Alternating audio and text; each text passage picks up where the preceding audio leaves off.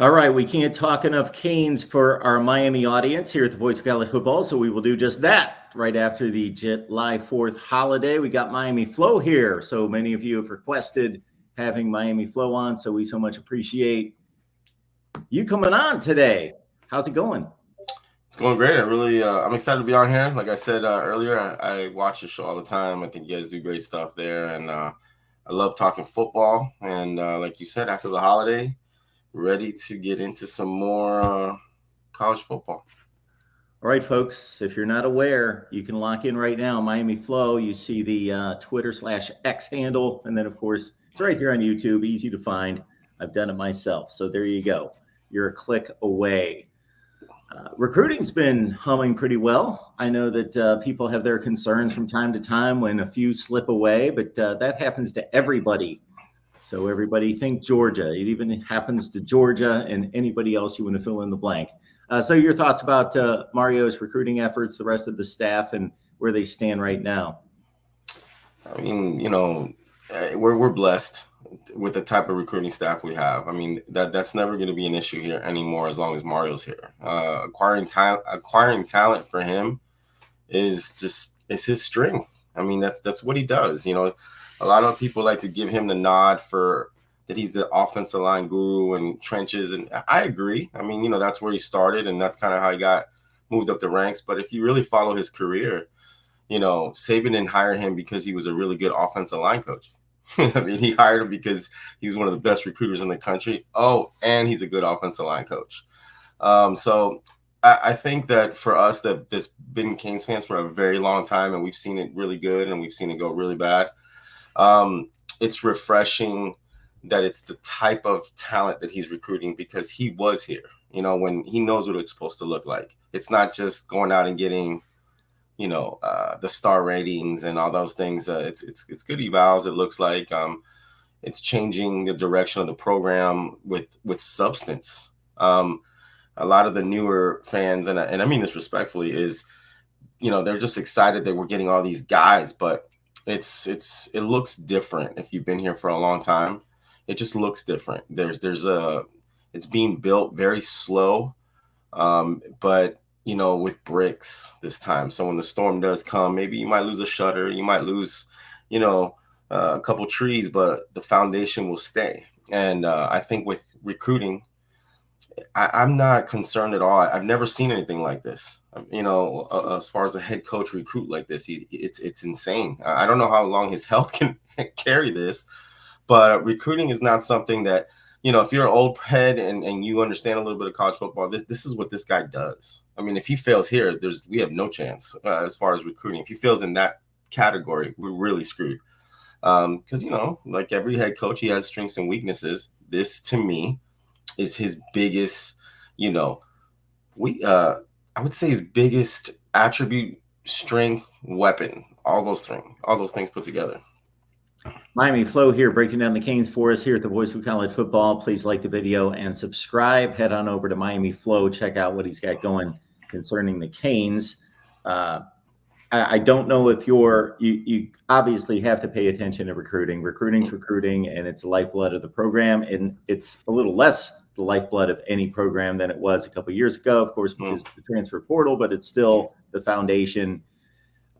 But in regards to any particular guys that they've picked up that you're excited about, anybody else, whether that's because it was a huge recruiting win or you just in particular heard great things, seen the tape, those things about any particular guy that they've gotten the commitment on?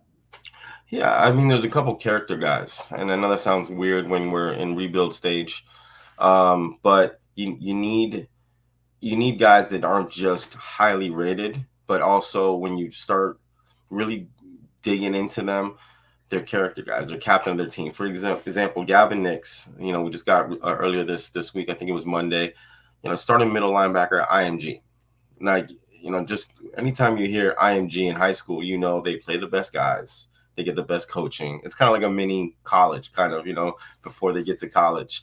But it's not just that he is, he looks the part, but when you dig into him, it's what they say about him, right? It's how he talks. It's his leadership. It's what he does with his teammates. What kind of questions did he ask on the visit? that tells you a lot.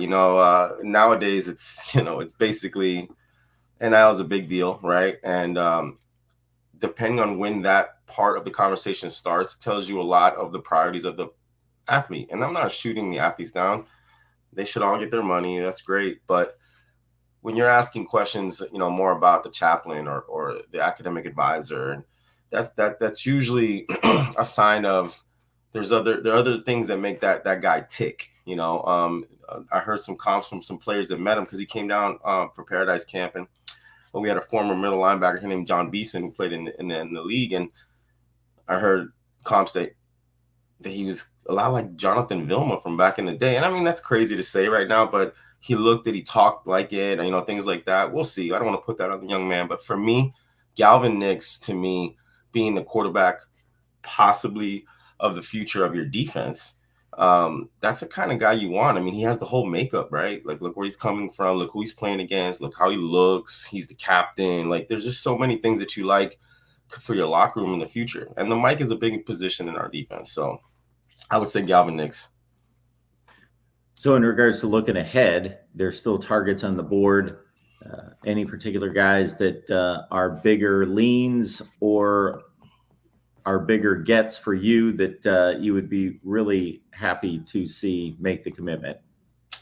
Yeah, I mean, like we start off the show with our coach, no one's safe. It doesn't matter if you're committed somewhere else. He is extremely aggressive, I will say. Maybe sometimes a little too aggressive when it comes to recruiting. Even if you're committed, even if you're lean somewhere else, it doesn't matter to our coach. But for me personally, it's DJ Pickett. He just came up with a surprise announcement that he's going to be committing on the 17th, which kind of threw a lot of people off. And that if you're in the recruiting trail, that it looked like it was going to be middle of October. Like he wanted to see a few things and things like that. But so it kind of threw everyone's on the phones. Everyone's trying to find out what's going on. And that, he's one of the best guys in the country, regardless. I don't know if some people have my safety, some people have my corner. Like, he's just, you don't see 6'4" that moves like that with hips like that, and he runs, in the 10s. That's just, hand-eye coordination. It just, when they're lanky like that, they're usually a little stiff. No, not this guy. He might be one of the biggest corners that can actually play corner later on. A lot of these guys will want to play corner, and then you see they translate over to probably safety or something else. Everybody's after him. You name it, everyone wants him. But Oregon, LSU, and Miami seem to be the three teams that are in it the most. Miami has a little bit of an advantage because clearly we got Booker, his cousin, on our team, and we're recruiting the offensive lineman Cannon. And then I think that the family loves it here. The family already said they want him here. But the truth of the matter is, when you're up against, Dan Lanning in Oregon and that freight train of recruiting that he has right now, plus Corey Raymond, who's at LSU, who might be the best defensive back coach in the last, 15 years? I mean, Corey Raymond just puts out guys in the league like he's bored, at the end of the day. So that's what we're up against. I don't know who he picks on the 17th. It threw me off. If he was going to announce on October, I felt really good. But I will say at the end of the day, I think he does end up at Miami, regardless of what happens, as long as Miami doesn't fall apart in the season, which is the big if that everybody's going to watch, right? But definitely DJ Pickett. And I would say Espinoza too, like that defensive end, at Iowa, his family's all a bunch of athletes. His sister lives right here down the street in Miami. She's been here for a while. She's a high-level athlete too. His brother's in the league. He loves it here. We have some of that Polynesian ties, which is important to that family. He's a guy that, if you have Jason Taylor on your staff to develop, that's a really nice ball of clay there. So you got that kind of genes coming from that family, that kind of work ethic that they have always shown in that family. It's a tough, you can't say can't miss anymore. I don't believe in that as much, but it's as close to a can't miss guy that you can get, blue collar or just good size, just everything you want. Those are the two guys that I really would be very excited if Miami could get one or both. That would be amazing.